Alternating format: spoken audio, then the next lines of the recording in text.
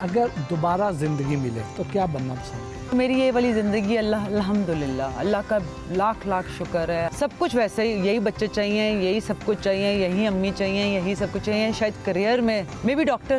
Showbiz نے بے شمار لوگوں کو عزت دی اور ایسا مقام دیا جس کی ہر کوئی تمنا کر سکتا ہے. کچھ لوگ شوبز کی ضرورت بن جاتے ہیں. آج کی ویڈیو ایسی اداکارہ اور ماڈل ونیزا احمد کے بارے میں ہے جس نے بہت کم وقت میں ایسا نام بنایا جو صدیوں یاد رکھا جائے گا. جرمنی سے پڑھ کر پاکستان کا رخ کرنے والی لڑکی کیسے کامیاب ماڈل اور اداکارہ بنی, کس طرح شوبز میں آئی اور کیوں اداسیوں کا گھر بن کر رہ گئی, اس وقت کس حال میں ہے, کیسے 22 سالہ محبت کو سوشل میڈیا پہ تلاش کیا اور اچانک شادی کر کے غائب ہو گئی, اور اب شوبز اور ماڈلنگ کے علاوہ کس شعبے میں اپنا سکہ جما رہی ہیں, یہ سب ہم بتائیں گے آج کی اس ویڈیو میں. زندگی کیا ہے؟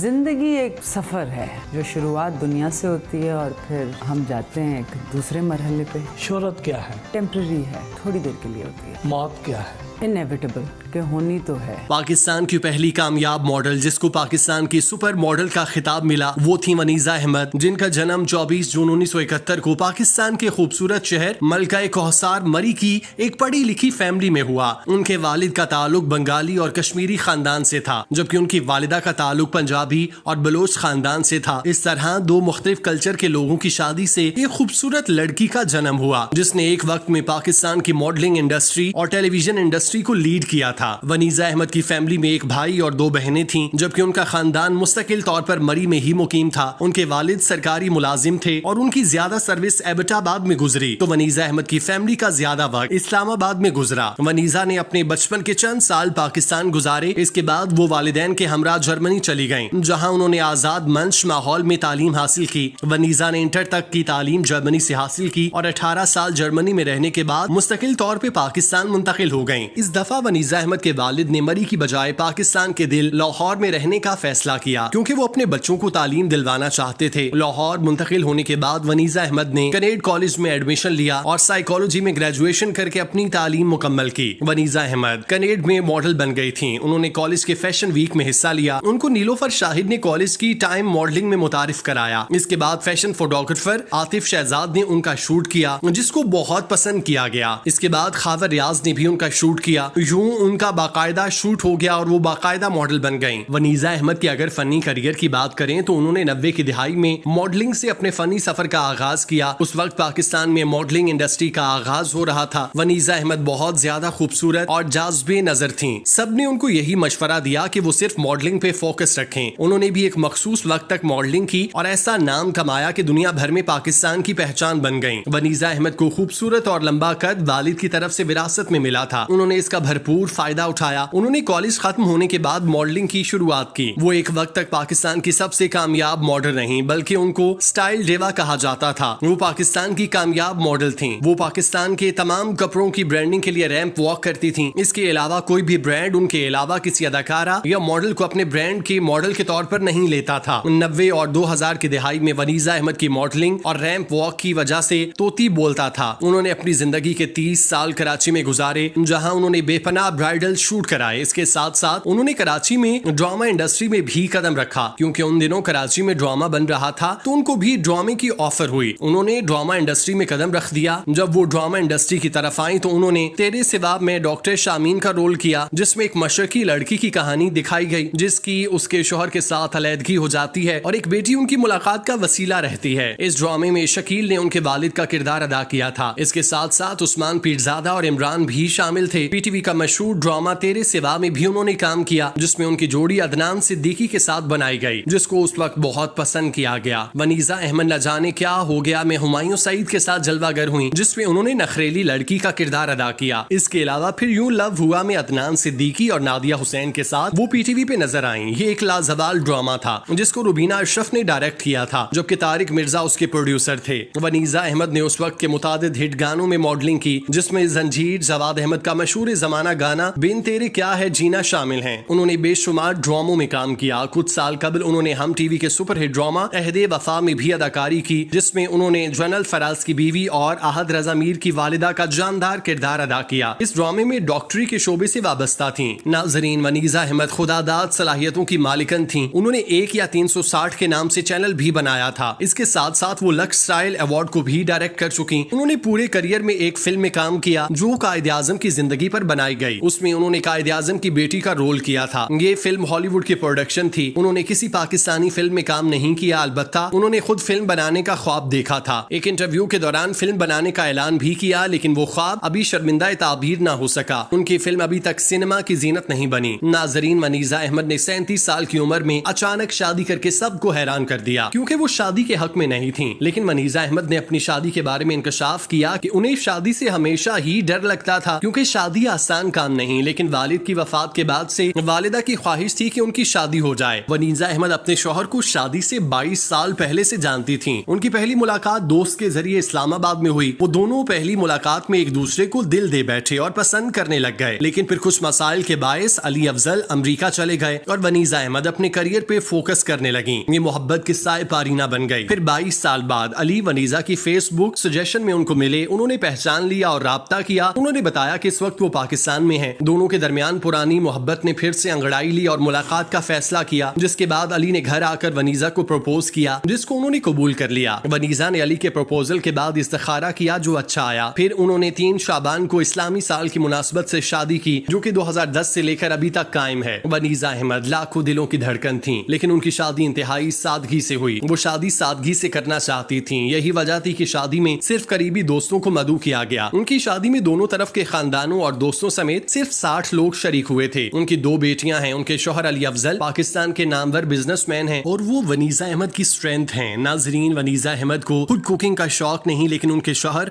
बहुत अच्छे कुक हैं। वो हर वक्त उनकी मदद करते रहते हैं। वनीजा अहमद 2018 में पीटीवी के बोर्ड ऑफ डायरेक्टर्स का भी हिस्सा बनी, जिसने कुछ वक्त काम किया था। वनीजा अहमद ने लगभग 3 दहाइयों तक मॉडलिंग की फील्ड में राज किया। इसके बाद ड्रामों और गानों में भी मॉडलिंग के जौहर दिखाए। इस दौरान उन्होंने भरपूर जिंदगी जी और बेशुमार काम किया, लेकिन एक वक्त ने उनकी जिंदगी बदल दी और खुदा के करीब हो गईं। कुछ साल कबल उनकी बहन का कार हादसे में इंतकाल हो गया, जिसका उन्होंने बहुत ज्यादा सदमा लिया था। इस वाक़े ने उनको खुदा की जात के बहुत नजदीक किया। नाजरीन, वनीजा अहमद 2010 में शादी के बाद बहुत कम काम कर रही हैं। उन्होंने इस दौरान चंद एक ड्रामों में अच्छे और जानदार रोल किए, लेकिन इस वक्त वो रिटायरमेंट की जिंदगी जी रही हैं और अपनी बेटियों की तरबियत पे फोकस कर रही हैं। वो अपने शौहर के साथ इस्लामाबाद में मुकीम हैं, जहां उनकी बेटियां बनी गाला के इलाके में तालीम हासिल कर रही हैं। वो पूरा वक्त अपनी फैमिली के साथ बिताती हैं। इसके साथ उन्होंने अपने लॉन का ब्रांड शुरू किया, जिसको वो मैनेज कर रही हैं। अब वनीजा अहमद के लिए नए ख्वाहिशात का इजहार करते हैं और जितनी अच्छी वो मॉडल और अदाकारा थी, उतनी ही अच्छी माँ भी रहें, खुश रहें, सलामत रहें। हम उनकी लंबी जिंदगी के लिए दुआगो हैं और उनकी सारी खिदमत पर उनका शुक्रिया अदा करते हैं। मैं अम्मी के घर,